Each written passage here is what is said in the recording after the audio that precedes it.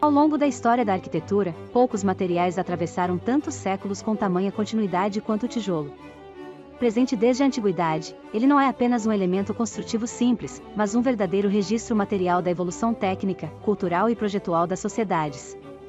Desde os escritos de Vitrúvio, passando pelas reflexões renascentistas de Leão Battista Alberti, até a racionalização construtiva da Revolução Industrial e as ferramentas digitais contemporâneas, o tijolo revela como cada época projeta com os meios técnicos que possui.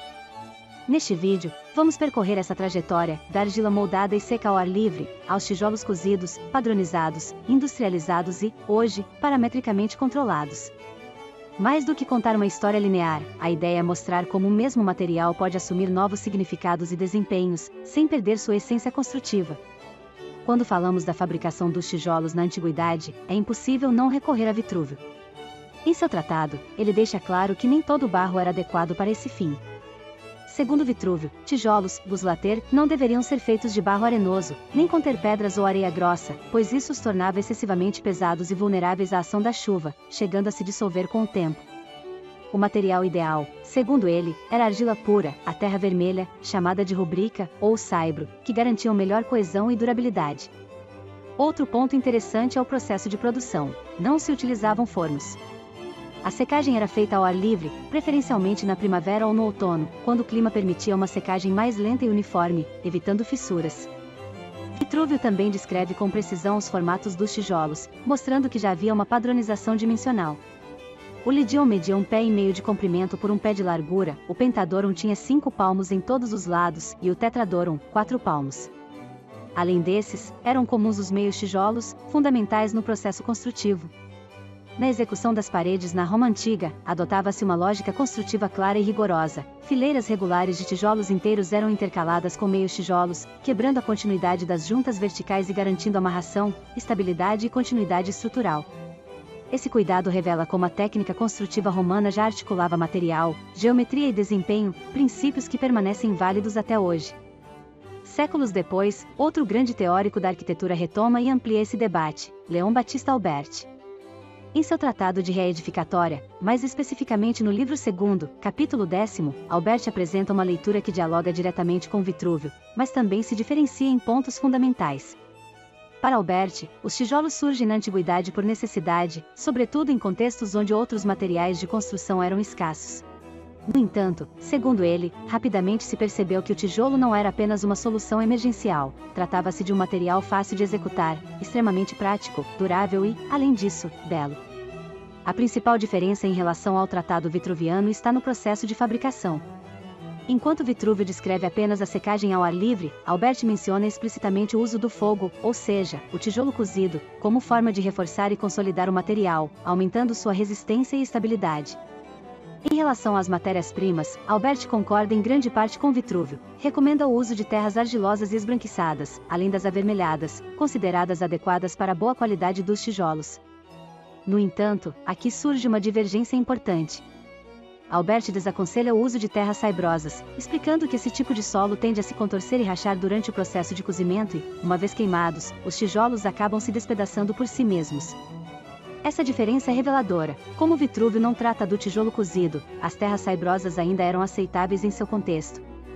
Já Alberti, ao incorporar o fogo como etapa do processo construtivo, passa a avaliar o material a partir de outros critérios de desempenho, mostrando como a técnica evolui e como o conhecimento construtivo se adapta aos meios disponíveis em cada época. Alberti não se limita apenas aos materiais e aos processos de fabricação, ele avança também para a forma dos tijolos. Entre todas as possibilidades, há uma que lhe parecia particularmente engenhosa: os tijolos triangulares. Segundo Alberti, esses tijolos eram obtidos a partir de um elemento ainda fresco, com 1 pé de comprimento e 1 pé de largura, e espessura de cerca de 1,5 polegadas. Sobre esse tijolo, marcavam-se 2 sulcos diagonais, traçados de um ângulo até o lado oposto, com profundidade suficiente para atingir aproximadamente metade da espessura. Com isso, o bloco podia ser facilmente dividido, resultando em 4 triângulos iguais. As vantagens desse sistema eram múltiplas. Em primeiro lugar, havia uma economia de material, já que os tijolos consumiam menor quantidade de argila. Além disso, seu formato facilitava tanto o processo de cozimento, pois podiam ser colocados e retirados do forno com mais facilidade, quanto a execução da obra. Albert descreve que 4 desses tijolos podiam caber na mão do obreiro e eram separados com um único golpe, diretamente durante o trabalho. Na construção dos muros, esses triângulos eram dispostos de modo que, na face externa, aparecesse o lado que media um pé, enquanto o ângulo do triângulo ficava voltado para o interior da parede. O resultado era duplamente vantajoso. Por um lado, gastava-se menos material e se obtinha uma aparência mais agradável, por outro, a parede adquiria uma espessura mais sólida. Albert observa ainda que os ângulos dos triângulos, encaixados no interior do muro à maneira de dentes de serra, funcionavam como uma espécie de cunha, aumentando significativamente a robustez e a coesão da alvenaria. Trata-se de um exemplo claro de como a forma do elemento construtivo não é apenas estética, mas profundamente estrutural. É interessante notar que o uso de tijolos triangulares não ficou apenas no campo teórico. No Panteão de Roma, por exemplo, encontramos amplamente esse formato, embora em um sistema construtivo distinto. Ali, os tijolos triangulares funcionam como revestimento, aplicado sobre um núcleo de concreto romano, o Opus Caementicium.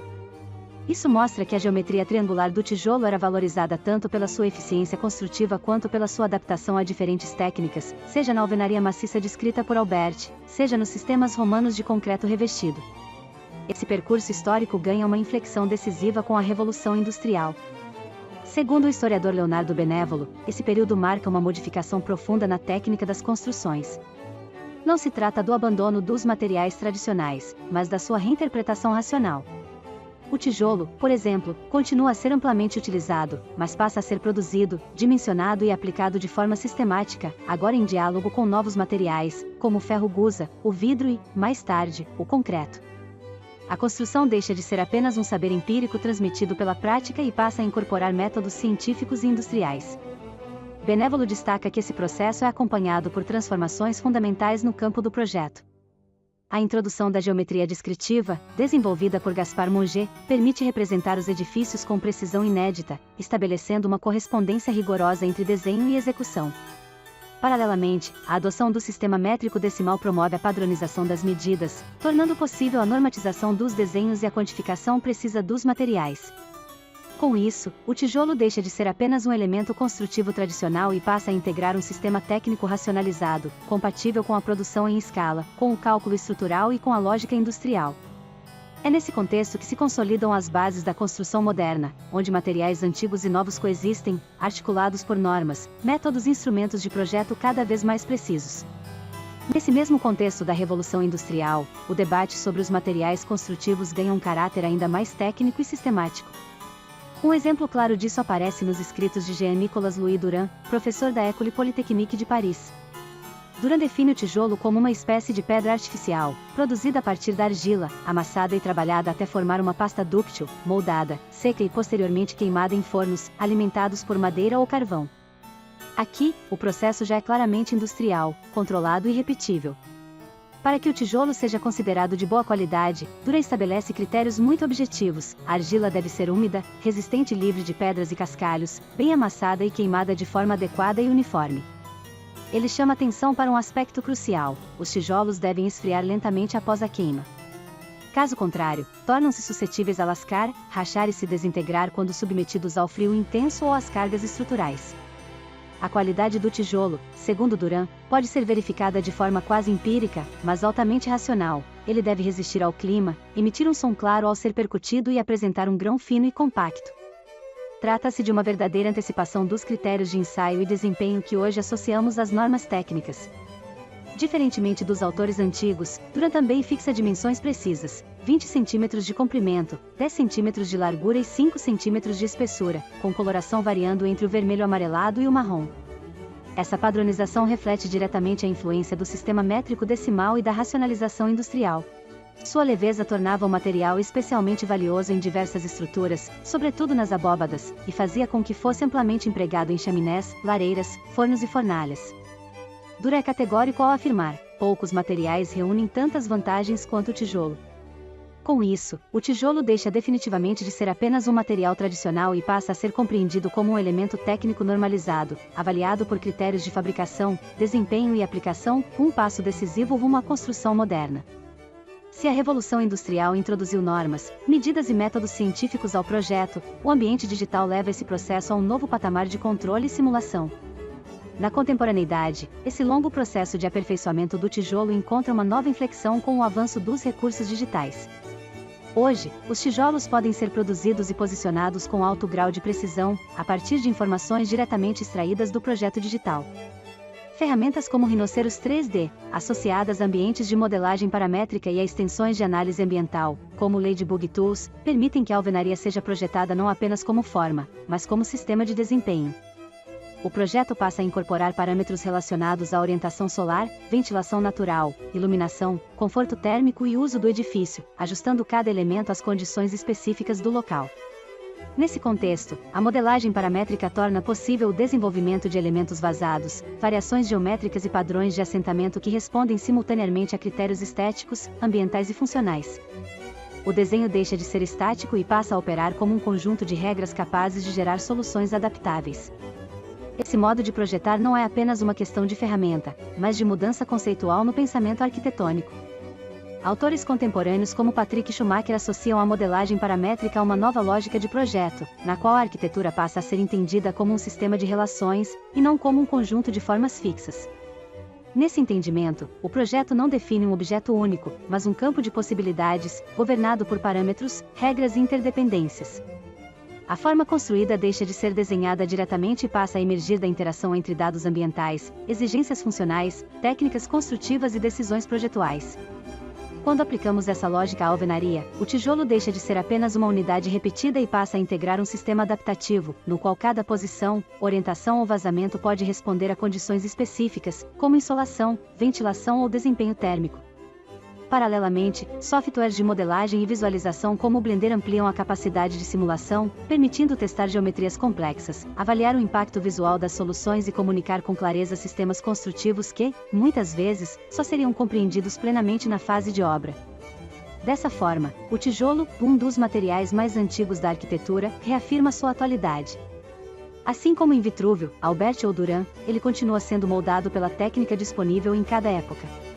A diferença é que agora, essa técnica é digital, integrando precisão construtiva, desempenho ambiental e expressão arquitetônica em um único processo de projeto. Para tornar isso mais concreto, vale citar um exemplo prático desse encontro entre passado e tecnologia. Em um script de alvenaria paramétrica, desenvolvido no Blender, é possível recriar o tijolo Lydium greco-romano, descrito por Vitrúvio, agora inserido em um ambiente digital. Nesse tipo de script, as dimensões históricas do tijolo deixam de ser apenas uma referência teórica e passam a operar como parâmetros geométricos. O comprimento, a largura, a espessura e o padrão de assentamento podem ser controlados matematicamente, permitindo testar variações de amarração, espessura de parede, ritmo visual e até desempenho ambiental. O que antes era resolvido pela experiência empírica do construtor romano, hoje pode ser simulado, ajustado e avaliado em tempo real. Assim, um elemento construtivo com mais de 2000 anos de história é reinterpretado por meio de algoritmos, mantendo sua lógica original, mas explorando novas possibilidades formais e funcionais. Esse exercício deixa claro que a modelagem paramétrica não rompe com a tradição, ela a reformula. O tijolo Lydium, que já obedecia a uma racionalidade dimensional na antiguidade, passa a integrar um sistema digital capaz de articular história, projeto e desempenho em um mesmo processo. Ao final desse percurso, fica claro que a história do tijolo não é uma sucessão de rupturas, mas de continuidade técnica e adaptação. Em Vitrúvio, vemos a preocupação com o material, a secagem e a dimensão; em Albert, a introdução do fogo, da forma e da eficiência construtiva; na Revolução Industrial, a racionalização, a padronização e a associação com novos materiais; e, na contemporaneidade, a incorporação dos meios digitais ao processo de projeto. Hoje, quando utilizamos softwares de modelagem e análise para criar alvenarias paramétricas, capazes de responder à luz, ao clima, à ventilação e ao uso, não estamos negando a tradição. Pelo contrário, estamos dando continuidade a um raciocínio construtivo milenar, agora mediado por algoritmos e simulações. O tijolo Lydium greco-romano, reinterpretado em um script digital, mostra que a técnica não elimina a história, que ela a atualiza. Assim, o tijolo permanece não apenas como material, mas como instrumento de pensamento arquitetônico, capaz de articular passado, presente e futuro em um mesmo gesto projetual. Se você gostou do conteúdo, deixe o like, compartilhe e se inscreva no canal para mais vídeos sobre arquitetura e engenharia. Até a próxima!